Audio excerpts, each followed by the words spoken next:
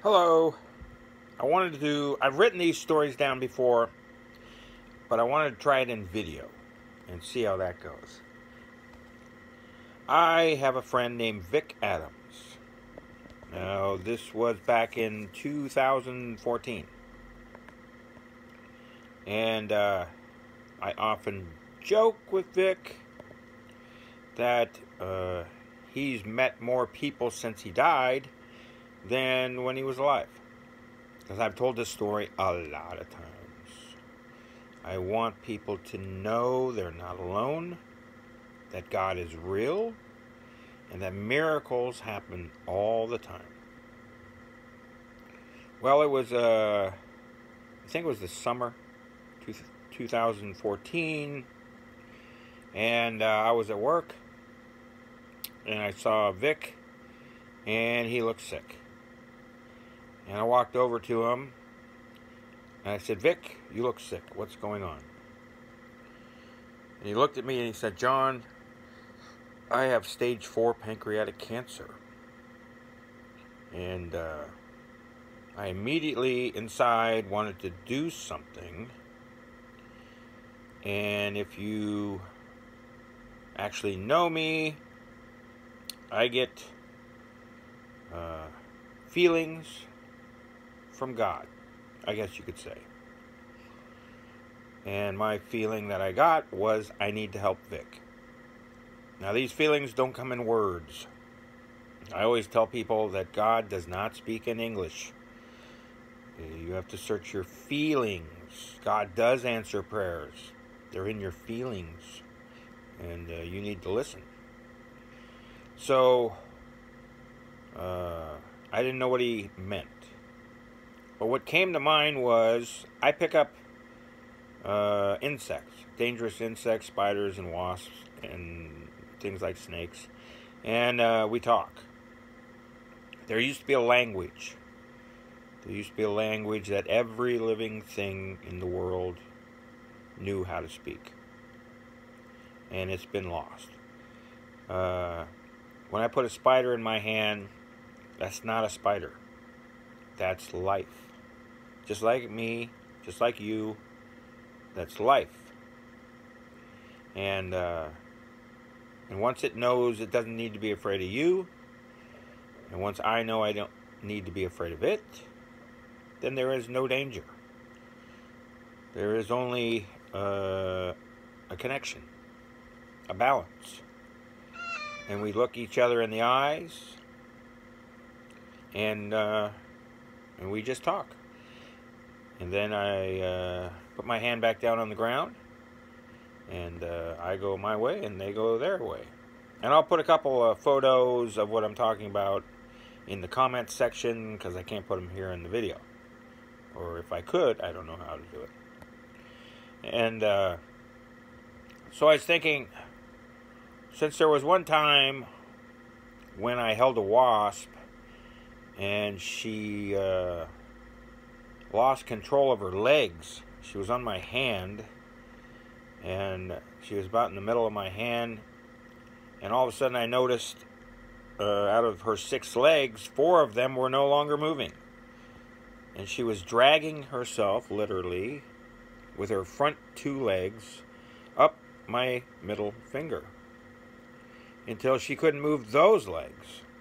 And she just lay on my finger. And I didn't know what was going on.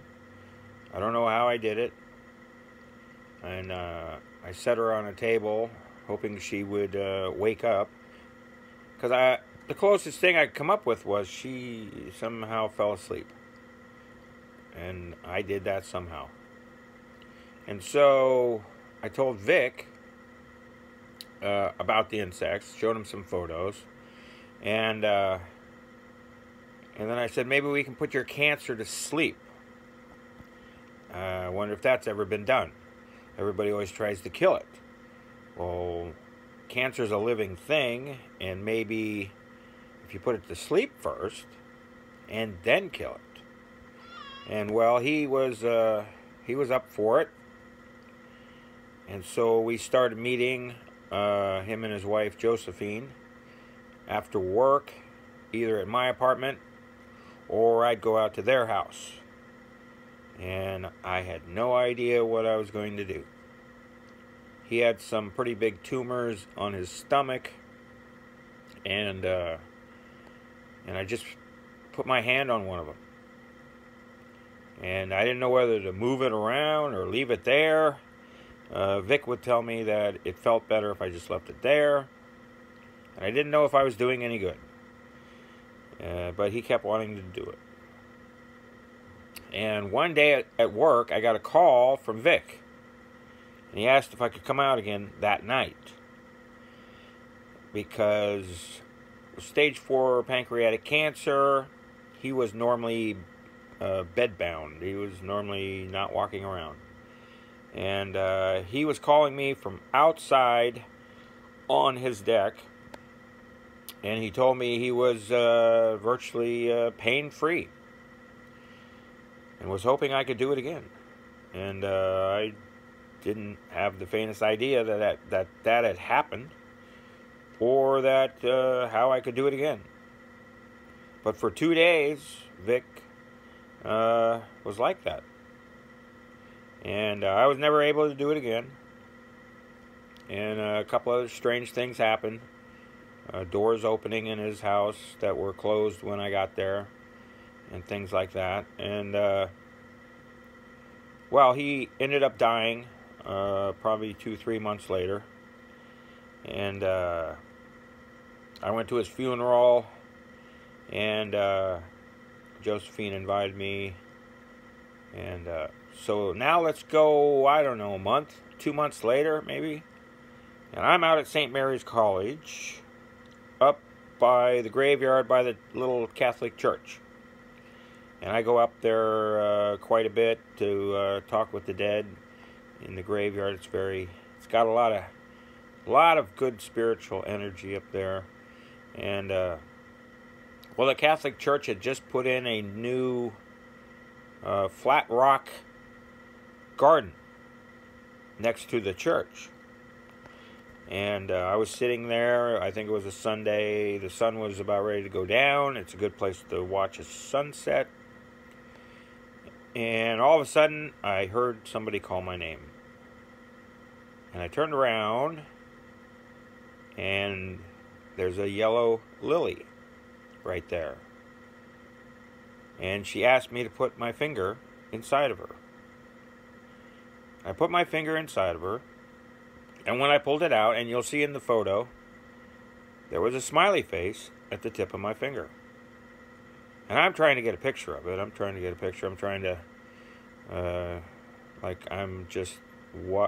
I had no idea what to think about it. But it was there. And I had to get a picture of it. And the picture you see in the comments, that was the best picture I could get. But you can see the smiley face at the tip of my finger. And if you know anything about me, I usually sign things at the end of my name with a smiley face.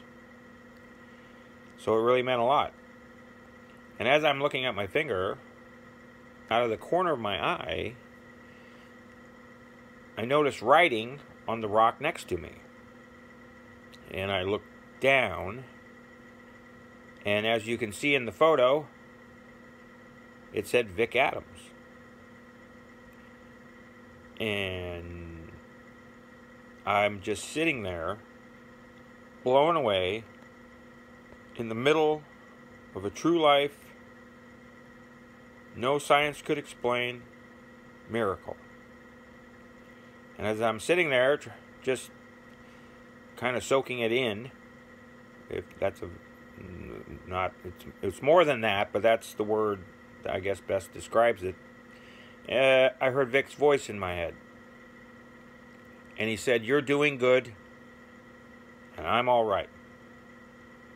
And then he went on his journey. And I don't know how long I sat there.